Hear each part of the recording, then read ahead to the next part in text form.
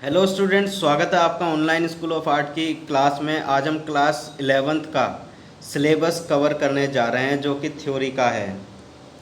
Class 11 theory 2021 और 22 का जो करंट में जो सेशन बच्चे 11वीं में हैं उनका हम सिलेबस कवर करने जा रहे हैं। कोड नंबर 49 है। ये बहुत इम्पोर्टेंट है एग्ज़ाम की पॉइंट ऑफ व्यू से भी और थियोरटिकल प्रैक्टिकल के पॉइंट ऑफ व्यू से भी। आप ये जान जाएंगे इस वीडियो से कि आपको 11th में किस तरीके के क्वेश्चंस आएंगे, किस तरीके के प्रैक्टिकल होंगे, कितने मार्क्स का क्या क्या आएगा। आज मैं ये सारी चीज़ कवर करने जा रहा हूँ। तो क्लास 11th के बच्चों के लिए बहुत ही ज़्यादा इम्पोर्टेंट है, वो तो ज़रूर देखें और पेन और कॉपी लेके काम करें। थ्योरी टर्म 1 15 मार्क्स की आएगी, टर्म 2 15 मार्क्स के आएंगे। टोटल नंबर ऑफ मार्क्स होंगे वो 30 मार्क्स होंगे। टर्म 1 का जो क्वेश्चन पेपर आपका थ्योरी का बनेगा वो 15 मार्क्स का बनेगा। टर्म 2 का जो थ्योरी का पेपर बनेगा वो 15 मार्क्स का बनेगा। Total number of marks out of 100 30 होंगे और 70 का आपका प्रैक्टिकल होगा। तो हम यूनिट वाइज वेटेज की हम बात करते हैं। इस तरफ टर्म है, इस तरफ यूनिट्स है। हिस्ट्री ऑफ इंडियन आर्ट है, मार्क्स वगैरह की ये मार्किंग स्कीम भी है। स्टूडेंट सबसे पहले होता है टर्म 1। टर्म 1 में यूनिट्स आएंगी 1 2 और 3 यूनिट्स आएंगी, 2 यूनिट्स आएंगी। तो फर्स्ट यूनिट में क्या क्या कवर होगा? Pre history, rock paintings and art of Indus valley. जो एनसीईआरटी की बुक है उसमें से एक चैप्टर आ रहा है pre history, rock painting and art of Indus valley के ऊपर। दूसरा है Buddhist, Jain and Hindu art. और टर्म 2 के अंदर है वो हैगा टेम्पल स्कल्पचर, जितने भी भारतीय जो द्रविड़ और जो भी टेम्पल्स बने हैं हमारे टेम्पल्स, उनका जो आर्किटेक्चर है उसके अकॉर्डिंग ये आएगा। जो यूनिट 4 है bronze and artistic aspects of Indo Islamic architecture, ये भी आगे कवर किया जाएगा। चलिए टर्म 1 में देख लेते हैं स्टूडेंट्स, टर्म 1 में क्या क्या आ रहा है।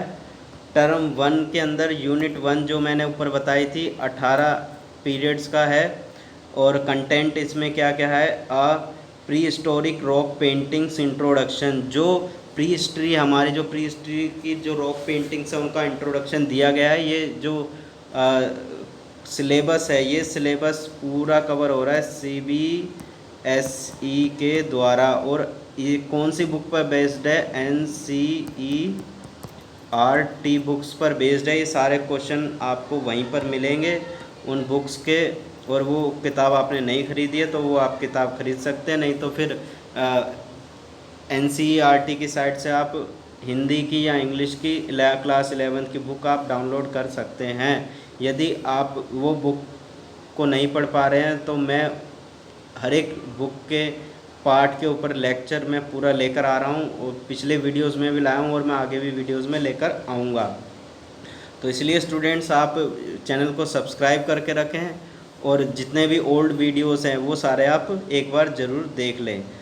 तो pre historic rock paintings introduction में क्या क्या है? पीरियड्स और लोकेशन है, इसका पीरियड क्या है, कहाँ से है ये सारी चीज़ें आगे पढ़ाई जाएगी।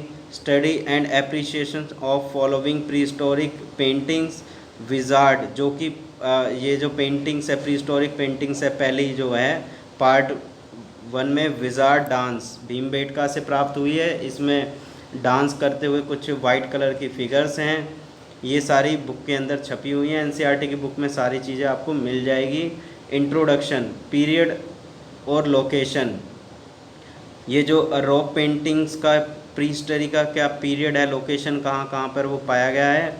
Extension about 1500 meals 1500 miles. Harappa Mohenjodaro now in Pakistan, जो कि इसके बारे में भी आगे बुक में डिटेल मिलेगा। रोपर, लोथल, रंगपुर, आलमगीरपुर, कालीबंगा, बनावली और धोलावीरा, ये बहुत ज़्यादा इम्पोर्टेंट है। ये भी इस बुक में कवर होने वाला है, इस सिलेबस में आएगा। तो 2 जो पार्ट है उसमें study and appreciation of following sculpture and terracottas, जो टेराकोटा और स्कल्पचर्स के बने हुए स्कल्पचर्स है वो कौन कौन से हैं? डांसिंग गर्ल मोहनजोदारो से प्राप्त, जो कि पाकिस्तान में है, पाकिस्तान में है मोहनजोदारो। इसके ऊपर एक मैंने डिफरेंट लेक्चर बना चुका हूँ मैं पहले, वो वीडियो नहीं देखा तो उस वीडियो को इसके बाद जाते ही तुरंत देखें। उसमें प्रीस्ट की भी है और डांसिंग गर्ल की भी है। अब इस सिलेबस में हम क्या क्या कवर कर रहे हैं? 10.5 मल्टीप्लाई 5 मल्टीप्लाई 2.5, ये जो साइज़ है ये साइज़ है इसका डांसिंग गर्ल का। इसमें लेंथ, हाइट और विड्थ भी दी हुई है।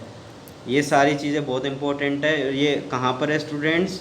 ये नेशनल म्यूज़ियम न्यू दिल्ली में है, इस समय वहीं पर रखी है, 2500 BC की है।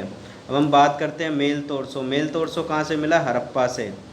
ये पुरुष धड़ है, ये रेड लाइमस्टोन का बना है। इसका जो साइज़ है 9.2 इंटू 5.8 इंटू 3 सेंटीमीटर, इतनी इसकी हाइट है। ये इसकी लेंथ है, ये इतनी चौड़ाई है इसकी। इसकी जो डेप्थ है वो इतनी 3 सेंटीमीटर है। ठीक है स्टूडेंट्स, ये सेंटीमीटर में बहुत छोटी छोटी चीज़ें ये बनी हुई जो मिली है। ये लाइमस्टोन का बना हुआ है, 2500 BC का है ये ऑब्जेक्ट। और कहाँ रखा हुआ है? नेशनल म्यूज़ियम न्यू दिल्ली में रखा हुआ है। नेक्स्ट पार्ट 3 की जो है मदर गॉडेस, ये भी बहुत इंपॉर्टेंट है। ये मोहनजोदारो से प्राप्त हुई थी, टेराकोटा की बनी हुई थी, 22 इंटू 8 इंटू 5 सेंटीमीटर की है ये इसका जो टाइम पीरियड है 2500 BC का है। नेशनल म्यूज़ियम न्यू दिल्ली में रखी हुई है स्टूडेंट्स। ये national museum new Delhi India gate के पास है। इंडिया गेट के पास आप जाएंगे तो नेशनल म्यूज़ियम वहाँ पे आपको मिल जाएगा। एक बार तो सभी को वहाँ जाकर देखना चाहिए। Study and appreciation of the following seals, जो वहाँ से सील्स मिली है उसके भी आपको स्टडी और उसके बारे में बताया जाएगा कि किस तरीके से क्या क्या वहाँ से प्राप्त हुआ है। अब हम ये जो बुल है,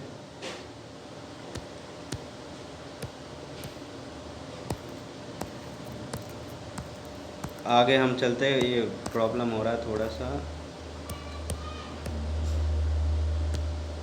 रिव्यू, हाँ ये रहा।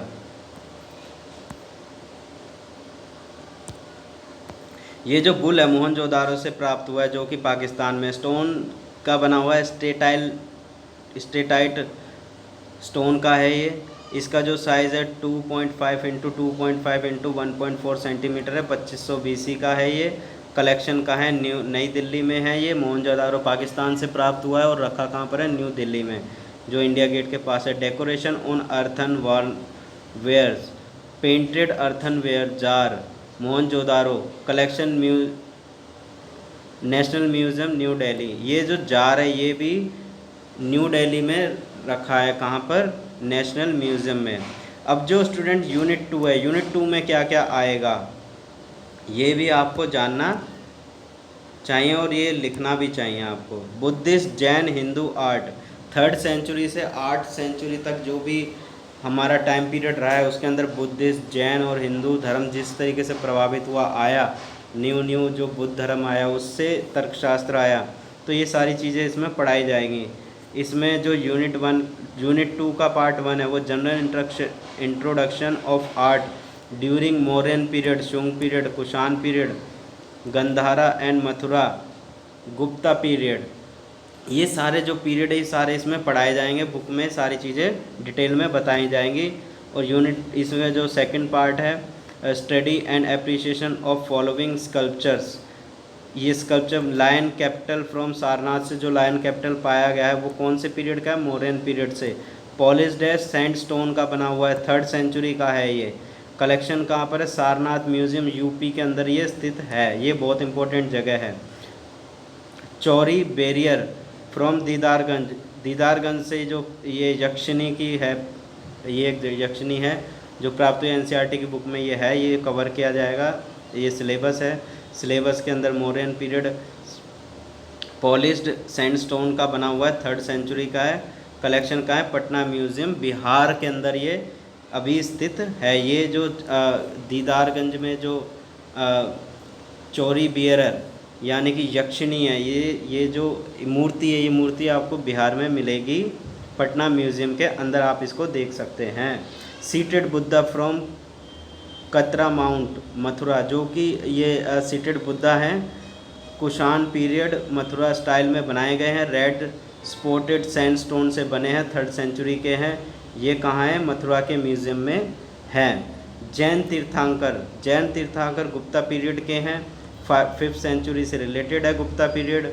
और जो अभी कहाँ पर प्रेजेंट है ये म्यूज़ियम? लखनऊ में, स्टेट म्यूज़ियम लखनऊ के यूपी के अंदर ये है।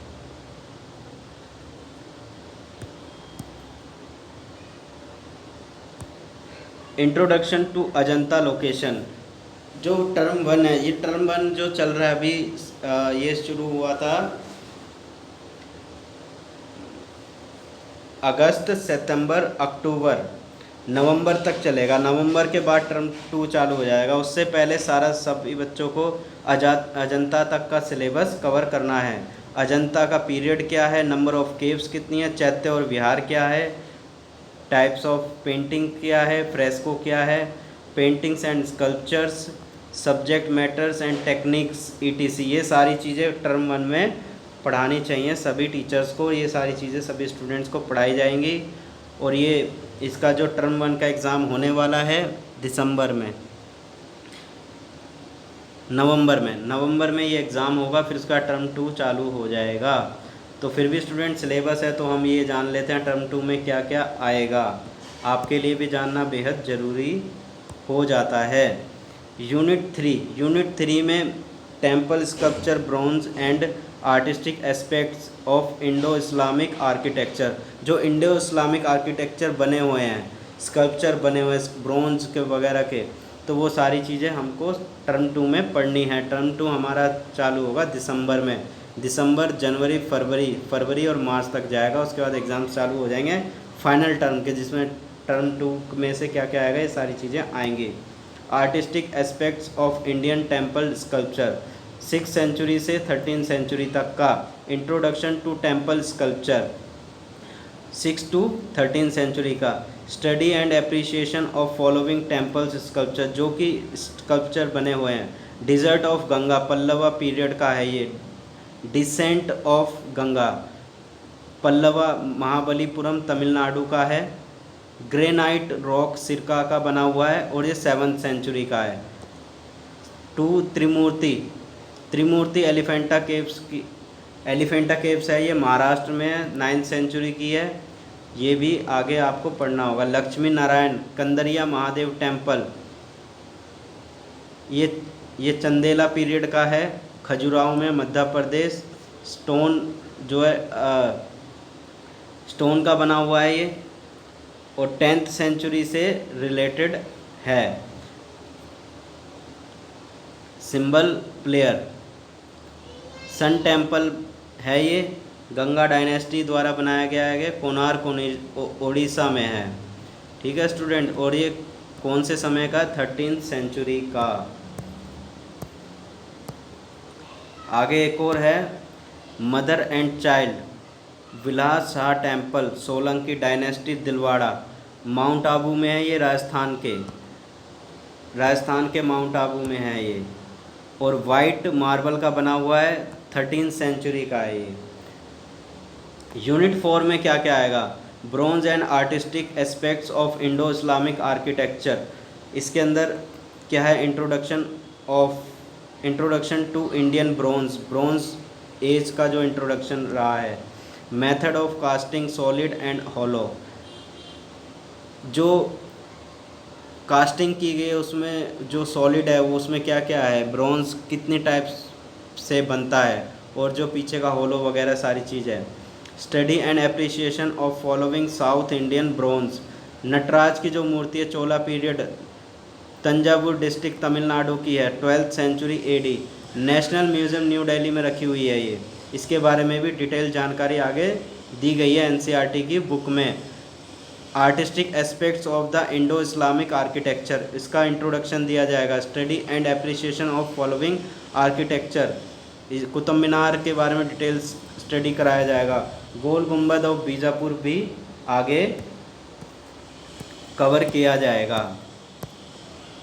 अब क्लास 11th का स्टूडेंट्स प्रैक्टिकल देख लेते हैं। क्लास 11 के प्रैक्टिकल में क्या आएगा, ये 35 मार्क्स का है। पेंटिंग कॉम्पोजिशन 25 मार्क्स की आएगी, जिसमें से 10 मार्क्स का आगे कुछ पोर्टफोलियो असेसमेंट है। Simple exercise of basic designs in variation of geometric and rhythmic shapes in geometrical and decorative designs and colours to understand designs as organised visual arrangements. जो भी ऑब्जेक्ट आपके सामने रखा जाएगा उसको आपको स्टिल लाइफ के रूप में बनाना है। मान लीजिए सामने कोई बुक रख ली आपने, किताब रख ली, घड़ा रख लिया, बुक्स रख ली, और क्या नाम है, कोई केतली रख ली, पॉट रख लिया, कुछ भी रख के आप उसको बनाइए, उसको कलर कीजिए। कलर करने की टेक्निक्स भी बताई गई हैं। आइए आप अपने ड्राइंग टीचर से जान सकते हैं, पूछ सकते हैं। ये 25 मार्क्स का आएगा। 10 marks second sketches from life and nature. जो लिविंग है वो भी स्केचेस करना है आपको, नॉन लिविंग है वो भी स्केचेस करना है। लिविंग में क्या क्या आ गए, ये एनिमल्स आ गए, ह्यूमंस आ गए, जो भी लिविंग है, जो जो जो जी रहे हैं। नेचर में ट्रीज़ आ गए, ये माउंटेन्स आ गए, वाटर सिस्टम आ गया। तो जो भी आपको नेचुरल लगे आप वो बना सकते हैं। पोर्ट्रेट असेसमेंट के भी 10 मार्क्स हैं, जिसमें रिकॉर्ड ऑफ टर्म आपने जो भी फर्स्ट टर्म में या सेकंड टर्म में क्या है उसका रिकॉर्ड रखा जाएगा। Performance from sketch to finished product, आपकी जो परफॉर्मेंस है वो फिनिश्ड प्रोडक्ट की ही काउंट की जाएगी, जिसके 5 मार्क्स लगेंगे। One selected work painting composition done during the term. First term में आप एक पेंटिंग कंप्लीट करेंगे, उसके 3 मार्क्स हैं, और सेकंड टर्म में भी 3 मार्क्स की एक पेंटिंग कंप्लीट करेंगे। वैसे तो 4-5 करेंगे, उसमें से 1-2 ही सिलेक्ट होंगी आपकी। 5 वर्क करोगे तब जाके एक अच्छा वर्क सिलेक्ट होगा, उसके मार्क्स लगेंगे। 2 selected works of paintings done during the term, उसके 2 नंबर लगेंगे। ये आपको एक नंबर किस तरीके से दिए जाएंगे स्टूडेंट्स को, ये स्टूडेंट पॉइंट ऑफ व्यू से बता रहा हूँ मैं, और टीचर के पॉइंट ऑफ व्यू से कि इन सब पॉइंट्स पर बच्चों को मार्क्स देने, असेसमेंट करना है, ये सब टीचर्स के लिए है। और बच्चों को ये पता होना चाहिए कि किस नंबर पे क्या करने पर उनके को क्या मार्क्स मिलेंगे। टर्म 2 प्रैक्टिकल का टर्म 2 में क्या आएगा ये हम डिस्कस कर लेते हैं। प्रैक्टिकल के टर्म 2 में नेचर एंड ऑब्जेक्ट स्टडी हो गई। Study of 2 or 3 natural and geometrical forms in pencil with light and shade from a fixed point of view. Natural forms like plants, vegetables, fruits and flowers etc. are to be used. Geometrical forms or objects like cubes होने चाहिए, cones, prism, cylinder and sphere should be used. आपकी जो drawing painting होगी उसके अंदर simplify करके drawings बनाई जाएंगी। जैसे कि आप क्या नाम है घड़ा बनाते हो, घड़ा के ऊपर मैंने एक प्रैक्टिकल का वीडियो बनाया, उसमें 2D शेप्स को यूज़ करके, क्यूब्स को, स्क्वायर को यूज़ करके मैंने घड़ा बनाना सिखाया। यानी 2D शेप्स को यूज़ करके हम 3D शेप्स कैसे बना सकते हैं, आप उस वीडियो को ज़रूर देखिए प्रैक्टिकल के लिए। पोर्टफोलियो असेसमेंट कैसे होगा, record of the term, performance from sketch to finished product 5 marks. जो भी आपका वर्क फिनिश्ड होगा उसके 5 मार्क्स लगेंगे, कंप्लीट होना चाहिए।